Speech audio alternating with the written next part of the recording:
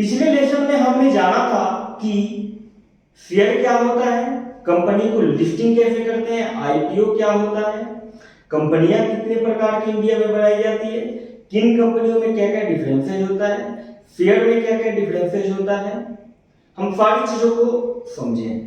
अब हम बात कर लेते हैं कि अगर हम कोई नया बिजनेस स्टार्ट करते हैं तो सबसे पहले बिजनेस की प्लानिंग की जाती है। तो बिजनेस की प्लानिंग हम कैसे कर सकते हैं? अब एग्जांपल के तौर पे समझिए कि बिजनेस प्लानिंग आखिर में होता क्या है। देखिए सिंपल सी चीज है कि मान लीजिए हमें कहीं पे जाना है, यानी हमें यहां पे जाना है दिल्ली, या हमें जाना है यहां पे मुंबई।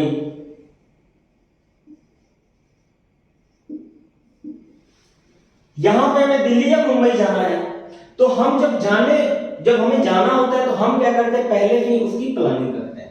पहले से प्लानिंग कैसे करते हैं कि हमें क्या करना है, या तो रिजर्वेशन चाहिए, हमें रिजर्वेशन हम करा लेते हैं अपना, पहले पैकिंग अपना कर लेते हैं, पैसे का जुगाड़ हम कर लेते हैं, यानी पैसे का व्यवस्था हम कर लेते हैं, क्योंकि मुंबई जाना है ना। जाना किसके पास है, यानी फ्यूचर हम देख लेते हैं कि हम यहां से जब जाएंगे तो जाएंगे किसके पास जाएंगे, वहां पे जाना किस लिए चाह रहे हैं, क्यों जाना चाह रहे हैं हम, क्यों वहां पे जाना चाह रहे हैं हम, इसकी भी प्लानिंग हम कर लेते हैं। वहां पे जाकर के हम करेंगे क्या, वहां पे रहेंगे कितने दिन, रहना कितने दिन तक है हमारे को मुंबई में, टोटल रहने का खर्चा कितना आएगा, यानी एक्सपेंस कितना हमारा होगा वहां पे रहने में। इन सारी चीजों की हम व्यवस्था पहले कर लेते हैं, यानी मुंबई हमें जाना है, हमें पता है, इट्स मीन हमें बिजनेस स्टार्ट करना है, हमें ये पता है। लेकिन मुंबई जाने में क्या रूट हो सकता है, कैसे हमें जाना है, कैसे हम जाएंगे, जल्दी कैसे वहां तक पहुंचेंगे, ये सारी चीजें क्या होती है, इसकी हम प्लानिंग करते हैं। सेम वैसे ही बिजनेस में होता है, सेम वैसे ही हम बिजनेस की प्लानिंग करते हैं कि हम जो काम कर रहे हैं, हम ये काम क्यों कर रहे हैं, क्यों स्टार्ट कर रहे हैं, हम दूसरों से डिफरेंस कैसे दिखेंगे, उसके बाद हमारी टोटल इन्वेस्टमेंट क्या होगी कंपनी में, हम लीगल स्ट्रक्चर क्या अपना मैनेज करेंगे, कंपनी के मैनेजमेंट में लोग कौन कौन से होंगे, कंपनी किस चीज का काम करेगी, प्रोडक्ट का काम करेगी या सर्विस का काम करेगी या किस चीज का काम करेगी, उसकी हम प्लानिंग करते हैं। तो यही होता है बिजनेस प्लानिंग। समझ में आ गई कि बिजनेस प्लानिंग क्या होता है? जैसे फैमिली प्लानिंग होती है वैसे ही बिजनेस प्लानिंग होती है। खाना बनाने की प्लानिंग जब हम करते हैं तो उसमें भी हम क्या बनाएंगे, कैसे बनाएंगे, इन चीजों के बारे में हम ध्यान देते हैं। सेम वैसे ही बिजनेस की प्लानिंग होती है। अब हम बात कर लेते हैं बिजनेस की प्लानिंग बनाई कैसे जाती है, की कैसे जाती है। अब जब भी आप कोई बिजनेस स्टार्ट करने के बारे में अगर प्लान बना रहे हैं, सोच रहे हैं, तो सबसे पहले एक डॉक्यूमेंट्री वाली एक फाइल बनाइए जिसमें आपके बिजनेस की प्लानिंग हो। यानी बिजनेस की प्लानिंग कैसे हो, सबसे फर्स्ट में कंपनी सिलेक्शन कीजिए, कंपनी सिलेक्शन कि आपके बिजनेस के हिसाब से कौन सी कंपनी आपको सूट करेगी। ऐसा ना हो कि बिजनेस आपका छोटा है, छोटे स्तर का आप बिजनेस शुरू करना चाह रहे हैं और बहुत बड़ी कंपनी आपने बना दिया, तो एक्सपेंस का जो रेशियो होगा वो बढ़ जाएगा। क्योंकि अगर आप कंपनी बनाएंगे फिर उसमें क्या होगा कि कंप्लायंस जो है बहुत काफी ज्यादा होता है, तो आप अपने बिजनेस के अकॉर्डिंग चुनाव कीजिए, सिलेक्शन करके चलिए। या अगर आप कंपनी एक्ट के अकॉर्डिंग कंपनी बनाने के बारे में सोच रहे हैं, यानी स्टार्टिंग से ही आपका फ्यूचर प्लानिंग स्ट्रांग है, तो आप हमारा यही सुझाव है कि आप कंपनी की तरफ जाइए। अब नंबर 2 में पहले तो हमने कंपनी का सिलेक्शन किया, अब नंबर 2 में अबाउट कंपनी,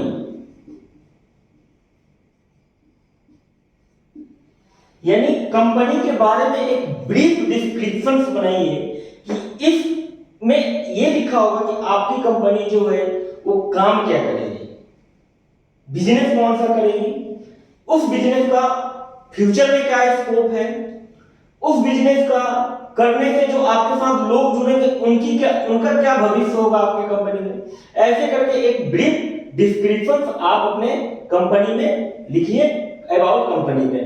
उसके बाद आप एक डिफरेंस क्रिएट कीजिए।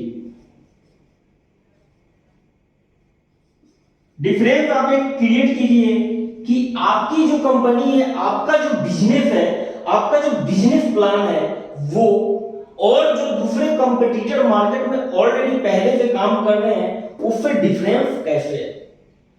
जब भी कोई बिजनेस स्टार्ट करें तो आप देखिए क्या होता है कि जब भी हम कोई माइंड में हमारे आइडिया आता है तो ऑलरेडी हमें जब हम कोई बिजनेस शुरू कर देते हैं तो हमें ये पता चलता है कि ऑलरेडी इस टाइप की कंपनियां मार्केट में या बिजनेस ऑलरेडी रन हो रहा है, चल रहा है। तो आप थोड़ा सा रिसर्च कीजिए। रिसर्च करने के बाद ये देखिए कि आप जो बिजनेस स्टार्ट करने वाले हैं उसके कॉम्पिटिटर कौन कौन मार्केट में अवेलेबल है, कौन कौन से वो काम कर रहे हैं, और उसमें पूरा रिसर्च कीजिए कि वो काम किस हिसाब से कर रहे हैं, उनके प्रोडक्ट की कॉस्टिंग क्या है, प्रोडक्ट की क्वालिटी क्या है, और आप उसमें से फिल्टर करके एक स्ट्रॉन्ग प्लान निकालिए और वो यहां पे काम करेगा डिफरेंसेस शो करने में कि आप दूसरों से अलग कैसे हैं और दूसरों से डिफरेंस कैसे हैं और ज्यादा बेनिफिट्स दूसरों से आप कैसे लोगों को पहुंचा रहे हैं। तो एक डिफरेंस आप जरूर क्रिएट कीजिए। नंबर 4 में एक एग्जीक्यूटिव समरी बनाइए। अब एग्जीक्यूटिव समरी क्या होता है? इसका मतलब यह होता है कि आपके साथ अगर कोई व्यक्ति आकर के जुड़ता है तो उसका फ्यूचर क्या होगा आपके कंपनी में, उसका कैरियर क्या होगा आपके कंपनी में, वो कितना कमा सकता है आपके कंपनी में। तो आप एक एग्जीक्यूटिव समरी जरूर बनाइए, अपने बिजनेस के प्लानिंग में जरूर ऐड कीजिए। इससे पता ये चलेगा, किसी को भी आप पेश करेंगे या किसी इन्वेस्टर के पास जाकर के पेश करेंगे या किसी पार्टनर के पास अगर जाएंगे, पार्टनर ढूंढने जाते हैं, तो वो ये सारी चीजें जब देखेगा उसको आप अच्छे से रिप्रेजेंट कर पाएंगे और वो सारी चीजें जब वो देखेगा तो ज्यादा अट्रैक्ट होगा आपके बिजनेस मॉड्यूल की तरफ। तो आप एक एग्जीक्यूटिव समरी एक जरूर बनाइए। Number 5 market analysis.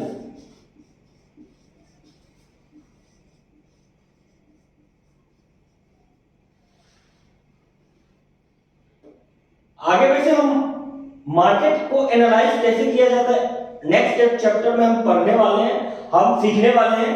मार्केटिंग वाला जो सिलेबस जब हम स्टार्ट करेंगे, मार्केटिंग वाला जब चैप्टर हम शुरू कर देंगे तो इसमें बहुत बारीकी से हम समझेंगे, हर चीज के बारे में उसमें भी बारीकी से समझेंगे। लेकिन बिजनेस प्लानिंग हमें समझना बेहद जरूरी है। मार्केट एनालिसिस का मतलब यही होता है कि आप एक लिस्ट तैयार कीजिए कि आप जो बिजनेस स्टार्ट करने वाले हैं इस बिजनेस से रिलेटेड मार्केट में कितनी कंपनियां चल रही है, कितने बिजनेसेस चल रहे हैं ऑलरेडी मार्केट में, और कौन कौन क्या प्रोडक्ट ऑफर कर रहा है लोगों को, क्या क्या सर्विस ऑफर कर रहा है, सबकी कॉस्टिंग क्या है। एक ब्रीफ पार्टिकुलर एक एडिशनल डॉक्यूमेंट आप तैयार कीजिए मार्केट एनालिसिस करके। उसके बाद उनके निगेटिविटी को सर्च कीजिए कि उनके प्रोडक्ट में ऐसा क्या निगेटिव है और उस चीज को फुलफिल करके आप उस चीज का फायदा उठाइए। उसके बाद देखिए हर प्रोडक्ट से हर व्यक्ति सेटिस्फाइड नहीं होता, लेकिन अगर ज्यादा मात्रा में लोग किसी चीज से दुखी हैं तो आप उस चीज को सॉल्यूशन दे सकते हैं, उनका प्रॉब्लम जो है उसको सॉल्व कर सकते हैं और ये भी आपका एक पॉइंट बन सकता है। तो मार्केट को एनालिसिस जो है, मार्केट एनालिसिस अच्छे तरीके से कीजिए कि आखिर में मार्केट में हो क्या रहा है, मार्केट में चल क्या रहा है, कौन व्यक्ति किस हिसाब से मार्केटिंग टूल्स का इस्तेमाल कर रहा है अपने बिजनेस को ग्रो करने के लिए, कौन सा व्यक्ति ऑनलाइन पे ज्यादा जोर दे रहा है कि फिजिकल लेवल पे ज्यादा सेल्स इंक्रीज कर रहा है। ये सारी चीजें जो है मार्केट एनालिसिस एक बिजनेस प्लानिंग में अपने जरूर ऐड कीजिए। नंबर 6 सर्विस या प्रोडक्ट लाइन। अपने बिजनेस देखिए, या तो आप सर्विसेज का बिजनेस करेंगे या आप प्रोडक्ट का बिजनेस करेंगे, या आप कोई फाइनेंस वगैरह का बिजनेस करेंगे, तो सबसे पहले आप जो भी आप काम कर रहे हैं, आपने ये सारा काम कर लिया, तो सर्विस और प्रोडक्ट लाइन को जरूर इंप्लीमेंट कीजिए, जरूर इस पे विशेष ध्यान दीजिए। ये क्या होता है और ये काम कैसे करता है? जैसे मान लीजिए आप कोई सर्विस का बिजनेस कर रहे हैं, तो आप मान ये आपका ऑफिस है, ये आपका ऑफिस है, तो सर्विस का जो आप काम करेंगे तो इसमें दो चीजें होगी, या तो सारी की सारी सर्विसेज आप खुद ही प्रोवाइड करेंगे, या कुछ सर्विसेज ऐसे होगी आपकी कंपनी में जो किसी थर्ड पार्टी के माध्यम से आप ले करके दूसरों को डिलीवर करेंगे, दूसरों को बेचेंगे, या किसी दूसरे के सर्विस पे अपना टैग लगा करके आप मार्केट को सप्लाई करेंगे। तो ये जो होता है ये सर्विस प्रोडक्ट लाइन होता है। अब जैसे कि मान लीजिए ये आपका ऑफिस हो गया, अब ये ऑफिस हो गया और यहां पे है बैठा हुआ है कस्टमर, यहां पे है कस्टमर, और आपको जो सर्विस इसको ऑफर करना है वो यहां से करना है, यानी अदर सोर्स से करना है, अदर सोर्स से करना है आपको सर्विस ऑफर इसको।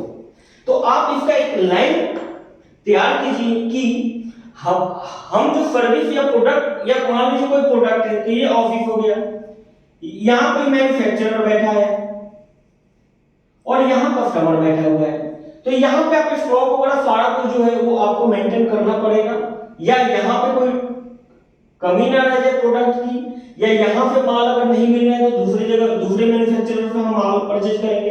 इन चीजों की प्लानिंग आप करके रखिए, या सर्विस का अगर कोई काम है तो यहां पे सर्विस यहां देना है, तो इस चीज का लाइन एक जरूर आप तैयार कीजिए कि हम जो सर्विस देंगे वो किस कहां से देंगे, उस चीज का व्यवस्था आप कर लीजिए। ये चीजें समझ में आ गई। अब बढ़ते हैं अगले पॉइंट की तरफ। Number 7, marketing and sales.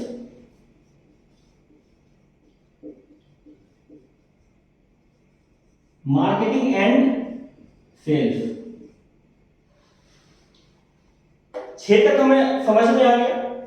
7th में हम जानेंगे मार्केटिंग एंड सेल्स, यानी जब भी आप अपने बिजनेस की कोई भी अगर प्लानिंग आप कर रहे हैं तो उसमें मार्केटिंग अपने बिजनेस की कैसे करनी है, सेल्स को कैसे ग्रो करना है, कैसे बढ़ाना है, उसमें मार्केटिंग कैसे करनी है और सेल्स कैसे बढ़ाना है। मार्केटिंग मैनेजमेंट और सेल्स मैनेजमेंट में हम आगे विस्तार से जानेंगे, लेकिन फिलहाल मैं बिजनेस प्लानिंग की बात कर रहा हूं, तो अपने बिजनेस प्लानिंग में ये चीजें जरूर मेंशन करके रखिए कि आपकी जो मार्केटिंग स्ट्रेटेजी होगी वो क्या होगी, आप सेल्स टीम को कैसे डेवलप करेंगे और सेल्स को कैसे इंक्रीज करना है, उसकी प्लानिंग आप अपने बिजनेस प्लानिंग में जरूर ऐड कीजिए।